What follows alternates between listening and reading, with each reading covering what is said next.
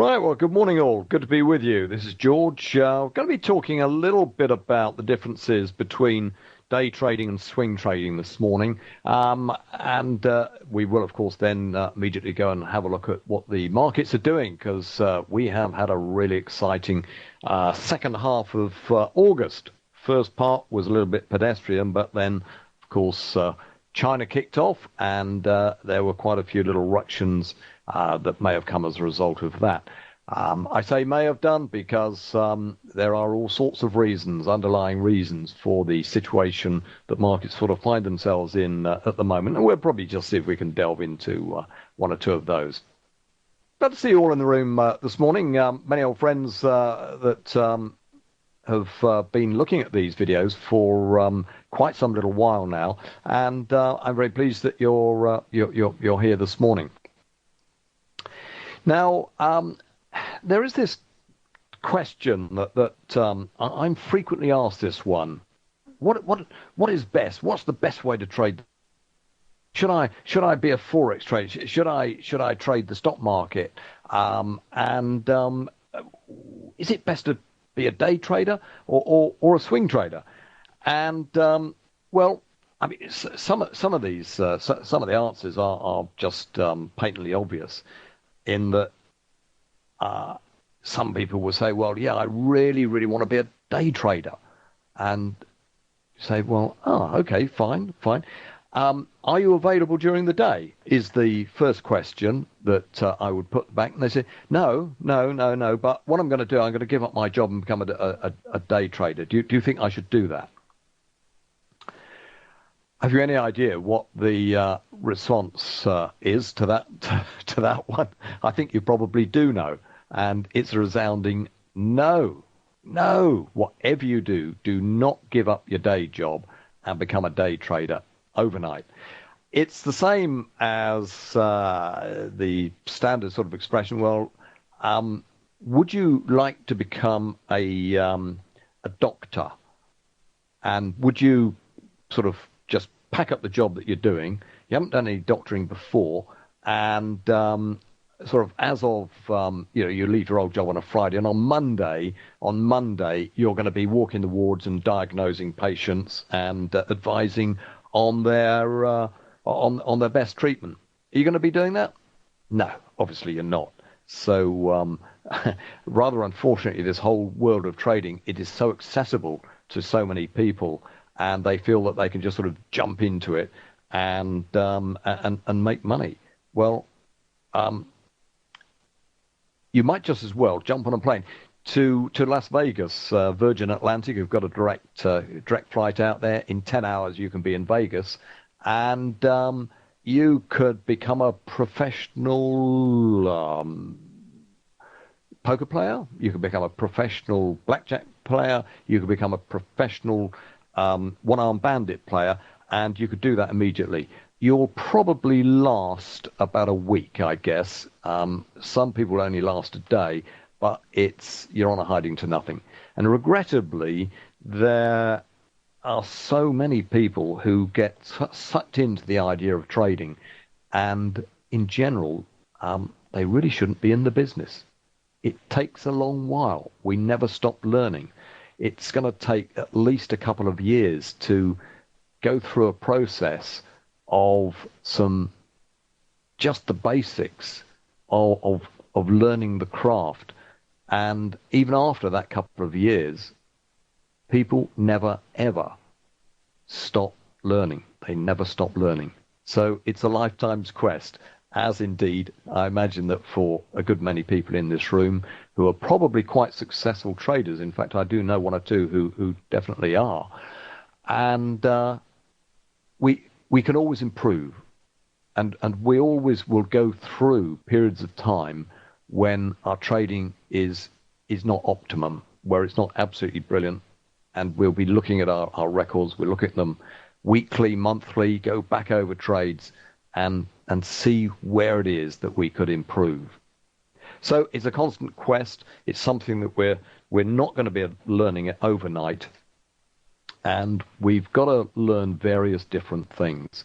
So let's just consider for a moment, why swing trading? So why swing trading? Let's just look at swing trading for a moment. So what is swing trading, first of all? Well, it's trading over a period of days to weeks to months. And so we're going to be looking at this probably just once a day. We've probably got a proper job, and that means that we can't look at the markets during the day, and we'll probably just look at the markets and see what's been going on in the evening. And that's absolutely great. It's a brilliant way to trade. So there's no all-day screen watching. There's no waiting for the next chart setup that might just run for 5 minutes or maybe a few hours. So we're not going to be tunnel vision, just looking at the flickering screen all the time. All we're going to be doing, we're going to be checking daily and weekly charts. That assumes that we're going to be a technical trader. And how long does it take? Well, it doesn't need to take any more than about 20 minutes or so to do the analysis, place the trades, and take profits. So swing trading can be a very, very time-efficient method of trading the markets, and it will leave people plenty of time to do other things. And I recommend that. I absolutely recommend it. What I don't recommend is being tucked in a little office in a darkened room with screens that are flickering, 4, 5, 6, 7, 8 screens, or however many floats your boat. And if you just tuck yourself away, you're in that little garret, and what happens to the brain? It forgets the rest of life. It just gets so wrapped up in all the minutiae of market movements that judgment starts to disappear, and it can be very, very damaging. So let's just consider swing trading again. There's that old expression which says that the big money is in the big swings, and there's a lot of truth in that. There's a lot of truth in it. Now, we've seen some real big swings recently, and I'm going to mention just one or two that we've seen. The US dollar against Japanese yen. That has been swinging, and we had moves that kicked off, going back now a couple of years, but let's just go back to late last year. We get 1,500 points or pips, and we got that in a matter of weeks. It just absolutely took off. Then there was a pause, and we get another 1,600 pips, and that was the next swing. Big, big, big moves. And most of these, certainly technically, were signaled in advance. Plus, anyone who's got a bit of an eye on the fundamental picture knew what was going on with Japan. They were going into QE again and again, and they were doing it in a big way with what was a very predictable result, that we would get these big, big swings in the market. Now, what about oil? Well, crude just went through 5,000 points in a few weeks. Massive, massive moves. We've just seen it again. We've just seen this collapse of WTI crude dropping down to 40 from up around 60. Another massive point, thousands of points in just a few weeks. And on the latest swing, the downswing that is, there was just not a recovering day in a couple of weeks. Just down, down, down, down, down. And then, of course, we've just had the inevitable bounce back, which actually kicked off just before the weekend. Silver, we've seen that absolutely skyrocket, and 500 points over a couple of months. The list, it just goes on. And this is trading the main spot Forex pairs. The indices, not all of the indices. The DAX is, my personal favorite. Others absolutely love the Dow. And, of course, the major commodities. We've mentioned those: gold, silver, and oil. And there are others as well. Some of the soft commodities move like crazy. We've seen copper move like crazy. There are plenty of opportunities out there with the major markets. And what I like about these major markets is that they are very, very, very liquid. There are lots and lots of participants. You're never, ever going to be stuck to actually get out of these unless you're trading really, really big size. And by really big size, I'm saying certainly in the Forex market, the major indices, gold and so on, and oil, you've got to be trading, multiple millions. In fact, I was reading some stuff that, anything under 100 million, and you're okay. You're okay. You're going to be able to get out of those markets. So I think that probably covers most people who are going to be looking at this today. So swing trading can be quite compelling. It can be quite compelling. So let's just consider day trading for a moment. Now, I do both. I do day trade, and what I actually find is that there are times of day to day trade, and for me, the most profitable time is breakfast trading, and it has been for years. I've been a strong proponent of picking the best times of day for trading, and without a doubt, it's in the morning, UK time, that is, UK time. So there we are. I want to be looking at the markets. I want to be looking at the desk at around about 6:45-ish in the morning with a cup of tea. So I'm getting up about 6:30, get the kettle on, just sort of settle down, shake the sleep out of my eyes, and then I'll look at this for a couple of hours. I'm not looking at this for 2 hours absolutely solidly. I'm looking at key times. We get a 7 o'clock move. We quite often get a move which is around about 7:30 a.m. and we invariably will get an 8 o'clock move. So I'm going to be focusing on those 3 times within this 2-hour period. So I don't need to be looking at the screen all the time. I can go off and get a slice of toast. I can get dressed, have a shave, etc. And just what I want to avoid is what I have done in the past, and that is you're looking absolutely intently at every little twist and turn, and you're getting so focused that that focus is often too focused, and you start to lose the wood for the trees, the bigger picture, which is always one of the most important things to look at. You need to know what the main trend is likely to be doing, and that will help no end with breakfast trading. So, I mean, little point of what may well be obvious to many in this room is that there effectively are sort of 3 times throughout the 24-hour trading period. The Asian period, the Asian trading period, where we've got Australia, New Zealand, we've got Japan, China now to a greater extent, and of course we've got Korea, and there's Singapore. The liquidity is somewhat limited, although it is increasing. It is dramatically increasing. But Europe is still the main Forex trading zone.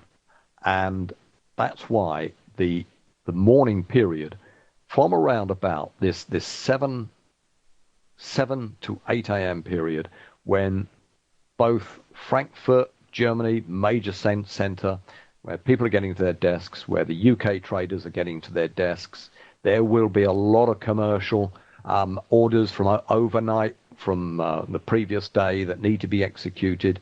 And if it's quiet, all of those traders, if there aren't too many commercial orders, what are those traders going to do? They're not going to sit on their hands. They're actually going to kick trades off. They're going to do some tree shaking. They're going to do some false breaks from key levels. And we quite often then will get moves which are based on nothing other than a whole load of intra-bank and intra-fund type trading, which will very often give us what I call Old King Cole trades. Do you remember the nursery rhyme? Old King Cole, he marched them up to the top of the hill and he marched them down again. You quite often will get moves that go up and they go down to exactly where they started from. And catch them right, and they can be very, very profitable. Now, there are other times of the day, of course. The other time of the day that I do want to be looking is I want to be looking for the 3 p.m. UK time, which is 10 a.m. in New York. 10 a.m. New York is a real important time. It's half an hour after the stock market opens, and liquidity comes in big time.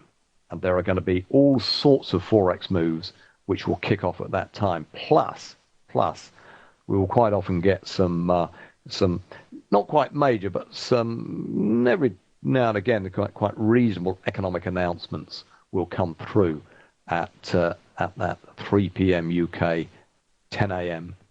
New York time, and that will kick the markets off. And again, it's well worth looking for about an hour or two, but not gazing at the screens intently forevermore. But they're really great times. Yes, there are other times, and yes, there are times when 11:30 in the morning moves will kick off. 12:30 moves will kick off. 1:30 news announcements will really kick things off. But I've actually found over a period of time, and it's taken me a long, long time to learn some of these lessons, that less trading and less screen watching is actually more profitable. So let's just consider one or two of the differences. There's a real big one in this whole business of trading, and I think professional traders who've reasonably seasoned, been at it a long time, there is a tendency to forget these things.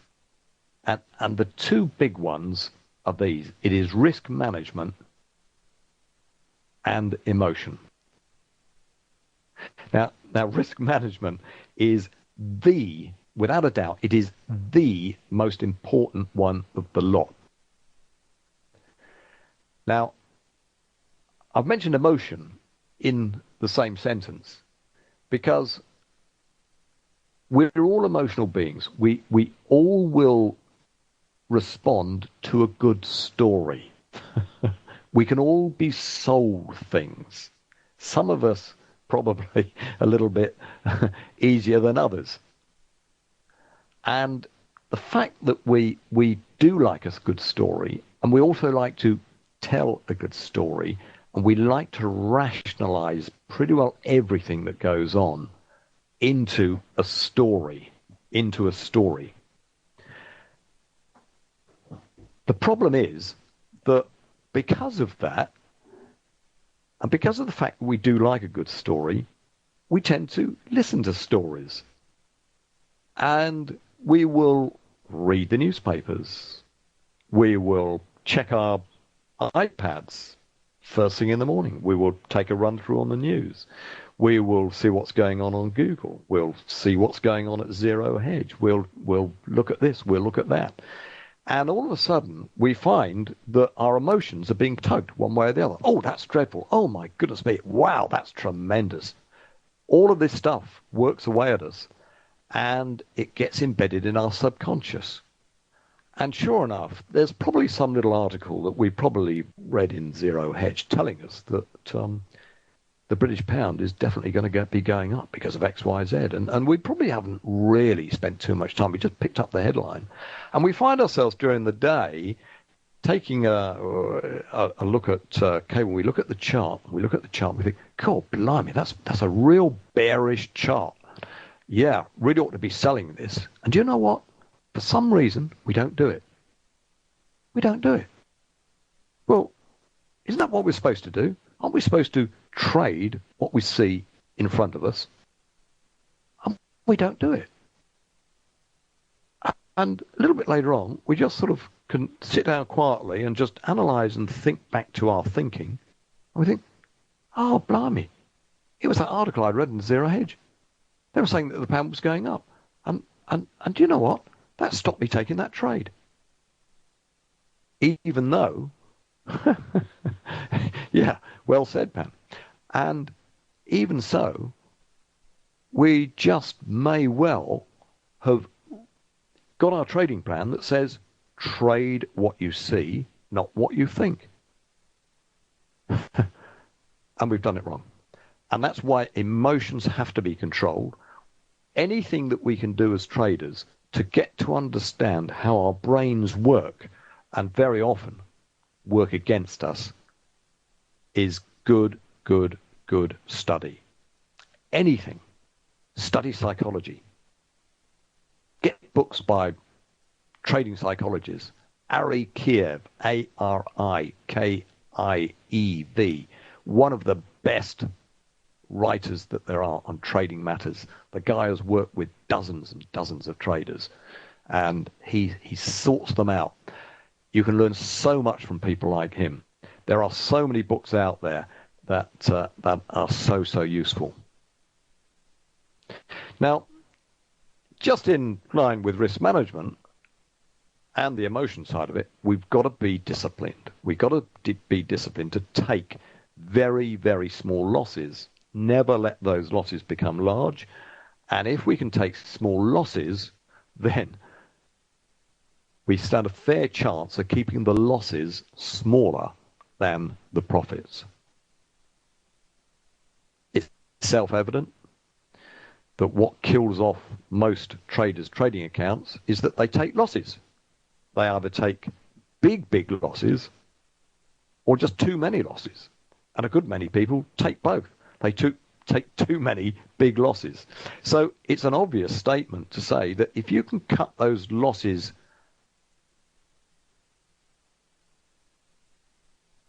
cut them right out, you're going to make money. You must make money. Because if you do not lose money, you must make money, assuming that you're trading. So if you can limit those losses, take fewer losses and much smaller losses, the profits, they're just going to take care of themselves.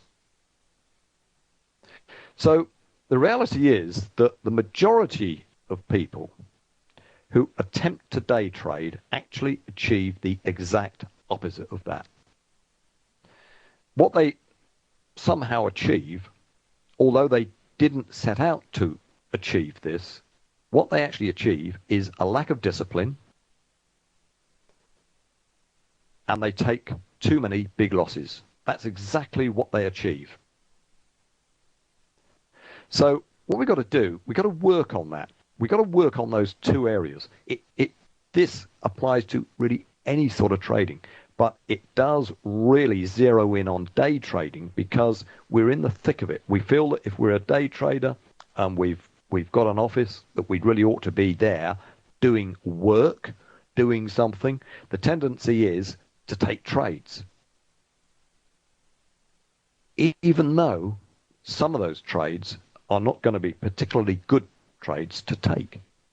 And so we overtrade. So that's what we've got to work on. We've got to work on taking quick losses. Take our losses really quickly. As soon as we got a loss, take the loss. And the other thing we've got to concentrate on is trading less. It's under trading. It's under trading. Overtrading kills accounts,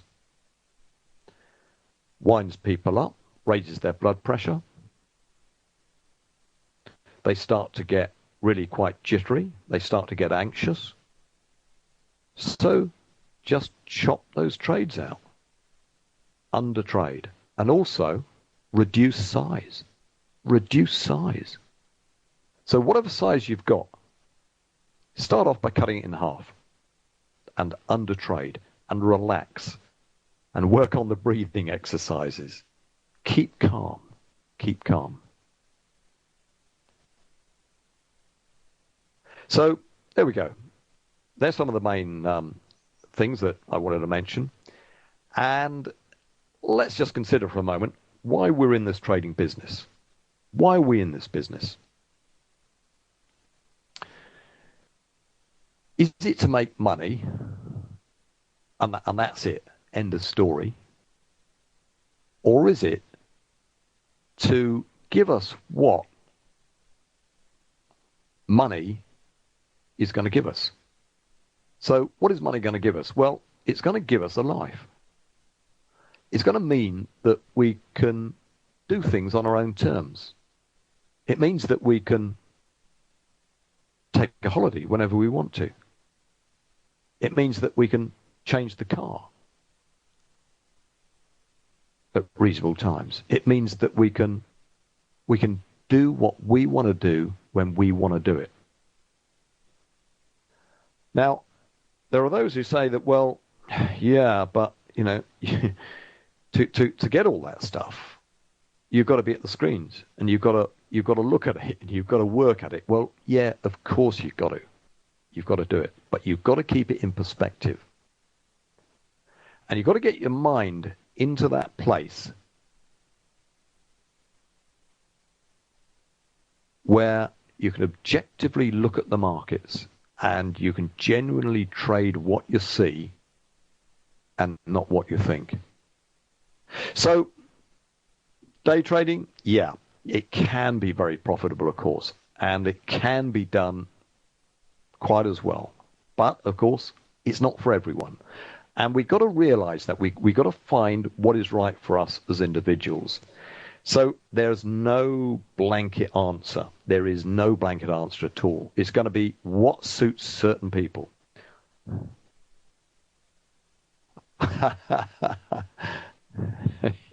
Nice one. Excellent. Pan, I love it. Yeah, thanks for that. That sums it up. That sums it up. That sums it up. So, you know, every one of us in this room today, right now, we are all different. We're all going to be trading in a different way. We've all got objectives, I guess, and some of those are very, very similar. But it's taken me a while to realize that I'm actually in this business in order to live a reasonable life.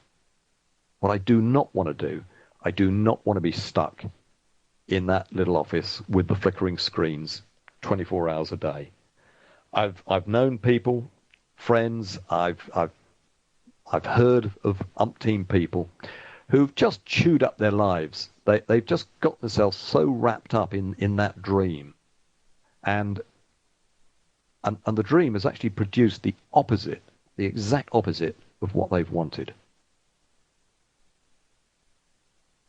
So there we are, you know, apart from the obvious constraint of time, then day traders, most are just not cut out for it. And we just got to realize where our limitations are. So I recommend that people who are maybe day trading do some swing trading as well. It doesn't need hours of close concentration in that room of flickering screens. So just relax and enjoy the trading ride. So there we are, folks. That's my message today. So should we go and look at the markets? Should we just go and have a quick look, see what's been going on?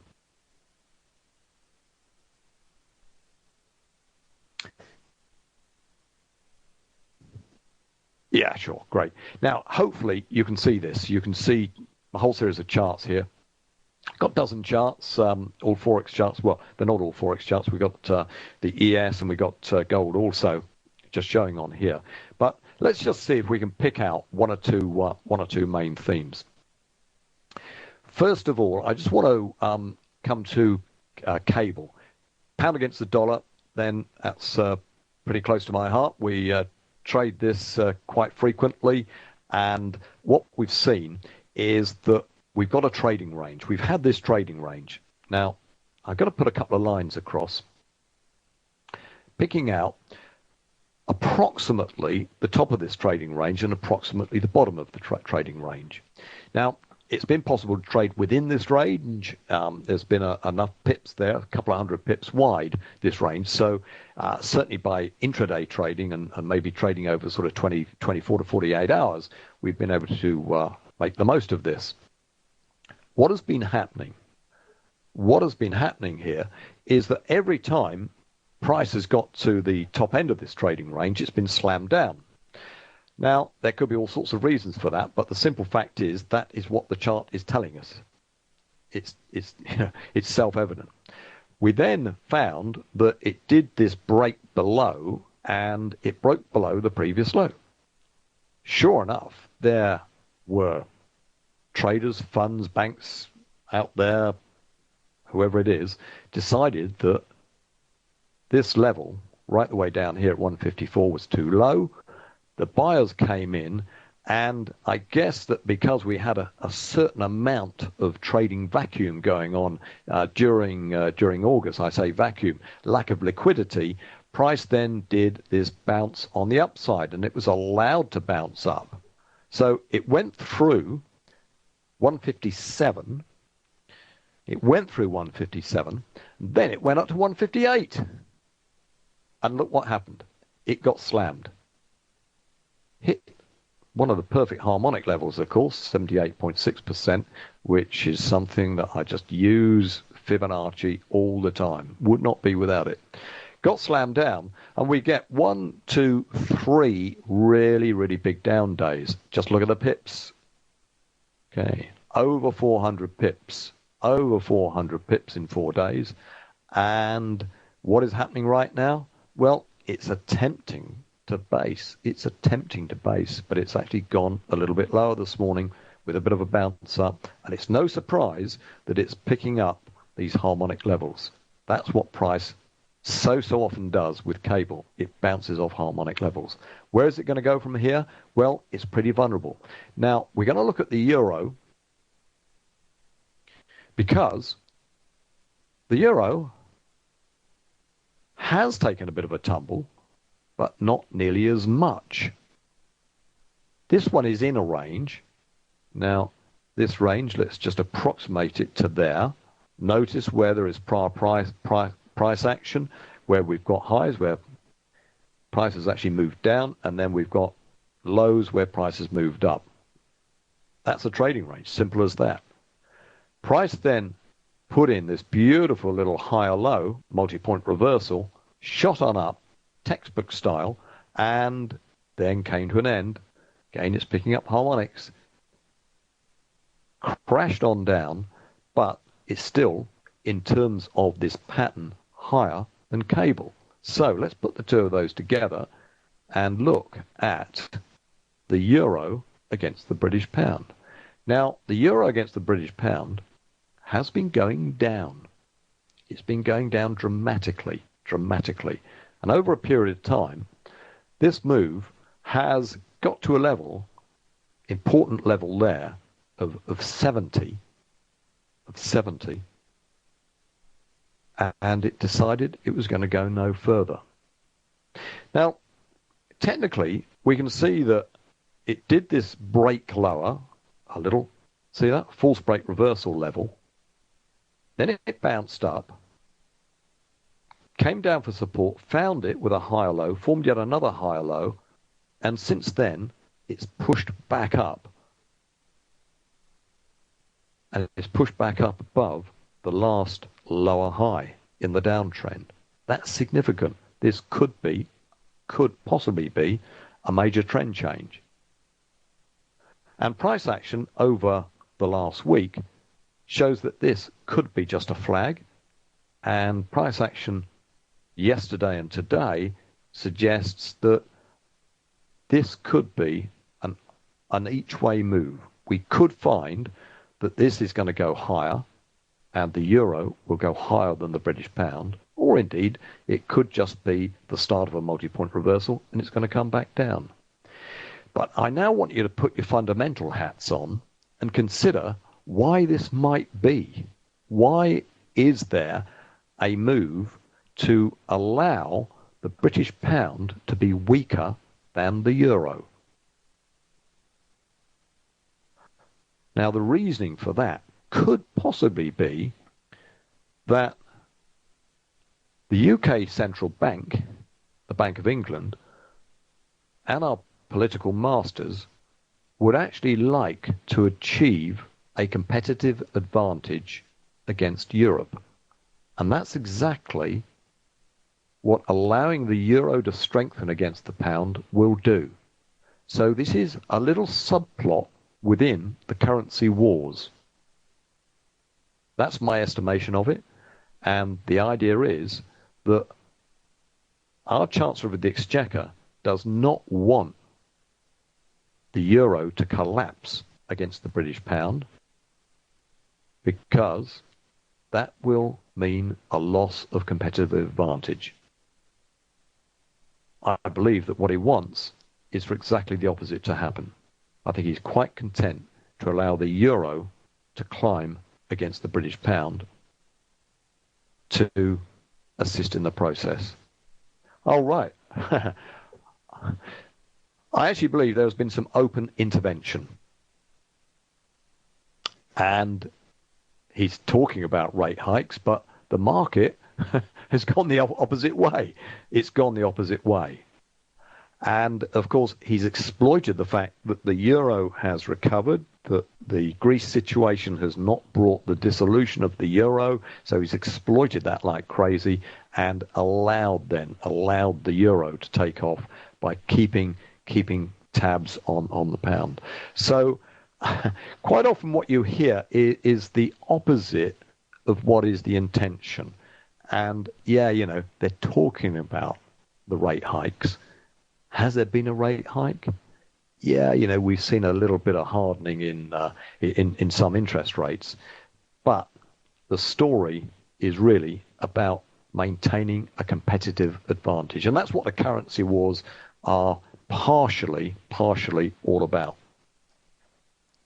So there we are. That's a move that has kicked off technically and fundamentally. Now, I may be quite wrong in the assumptions that I've just made on the fundamentals there, but it would appear to be quite a reasonable sort of rational look at what might be going on. Now, let's just look at another one where we've got what we've actually got is the Australian dollar and the New Zealand dollar struggling. Why is this? Well, they're in a bind. They're in a big bind. Both countries have been so reliant on China in terms of commodities for Australia, things like soft commodities, particularly milk powder, where New Zealand is the world leader in producing milk powder at low cost. They're the world leader. They've got it absolutely sewn up.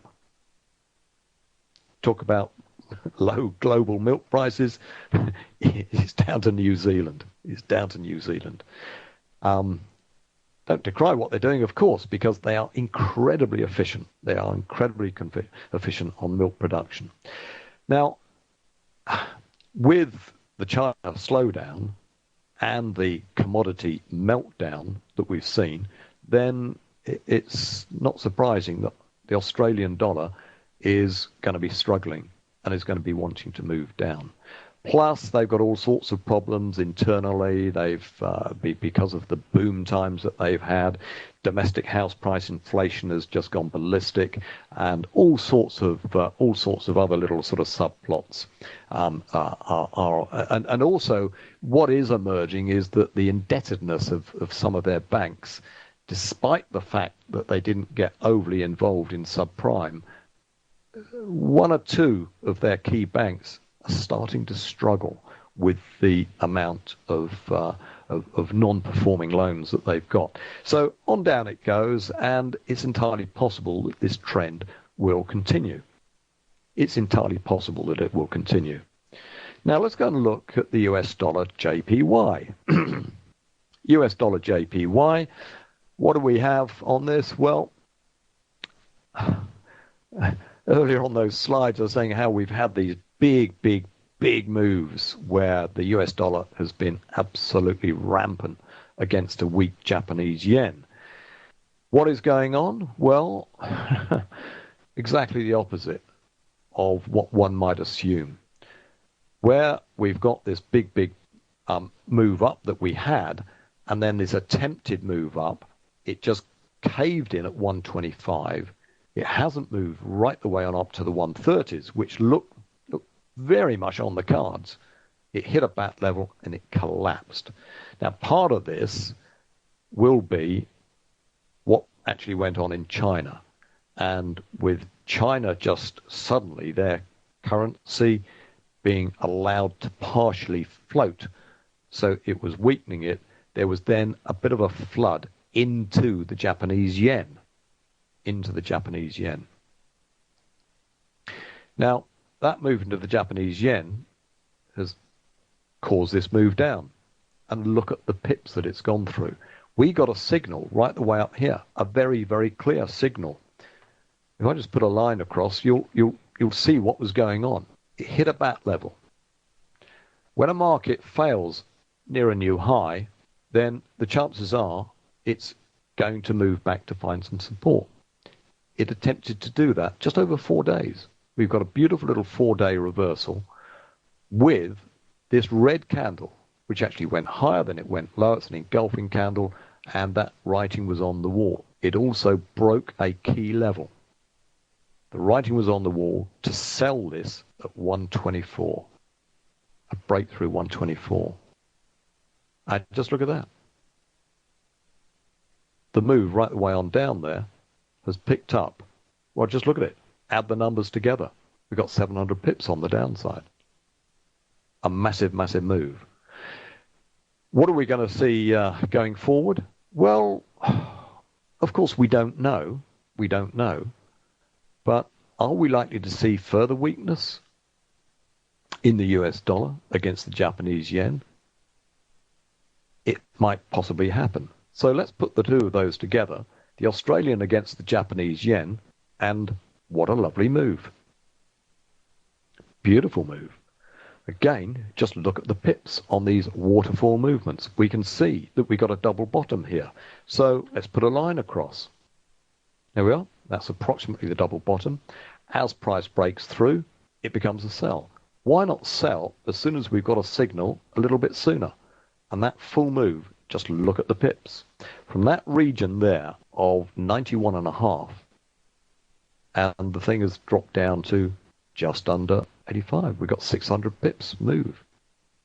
Massive moves. So by just seeing what is going on with a couple of charts, and then you look at the technical information on those charts, and it can give the heads up to some absolutely amazing moves. So there we are, folks. That was probably more or less all that I just wanted to take a look at today. There are all sorts of other little moves. Let's have a wee digression for a moment. Let's just look at what is going on with the Canadian dollar, the US dollar against the Canadian dollar. Now, I guess that you all sort of know what the fundamental reason behind this big move up in the US dollar against the Canadian is. And that comes down to, let's just switch over here, to this chart, which is crude oil. This is the US, it's the NYMEX WTI crude contract. And we can see that it's come down from 100 and it just kept moving on down. So we've got a massive, massive downtrend. And if we then go back to where we were, and look at the USDCAD, then this is not quite, but it's getting on for a mirror image of it. There's a lot more to it over here on the left that we actually haven't got room to put in. And we've now just seen a sudden spike up in the oil price.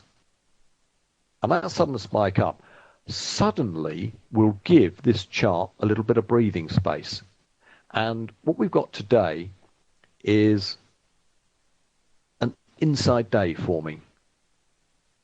Yesterday, price went higher, then it went lower. That's a very important candle.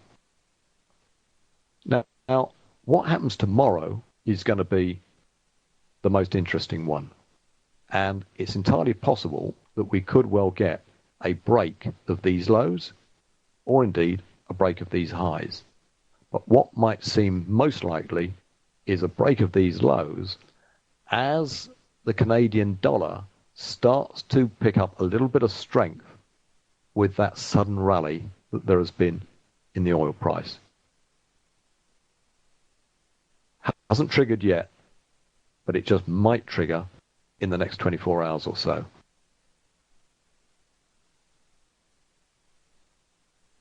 Right, okay, folks. Well, it's time for me now to say farewell to you. Thanks for being with you. I hope you enjoyed what we were looking at this morning. And I hope to be with you again next month where we will look at some more of these relationships then between some of the major pairs.